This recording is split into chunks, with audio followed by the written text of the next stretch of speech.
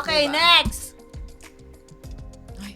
Ariel Rivera, titikman o tatakpan? Ito type ko to. Titikman. Asawa ni Janice de Belen eh. Jelly. Ah? Jelly. Jelly. Oo. Jelly. Jelly de Belen.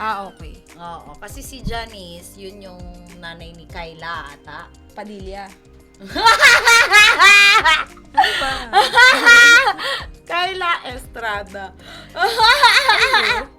Oh, yun Janice. Yun yung nanay niya yun? Oo, nanay niya. Ba't Estrada? Kasi si John Estrada yung tatay. Weh. Oo nga! Di ba si Erap yung tatay niya? Hindi.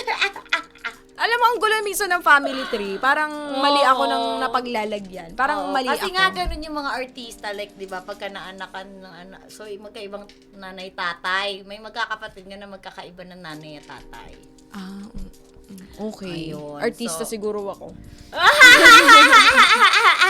Artista siguro ako. Pero Ariel Rivera, walang kupas ang talent. Sobra. Hanggang ngayon. Ang gwapo. Tsaka tingnan mo yung pagka-moreno niyan, GF, di ba? Even yung vibes nilang, yung ano nila, relationship nila mag-asawa. Walang ang bahid ganda, ng walang diba? bahid ng issue, Oo, wala.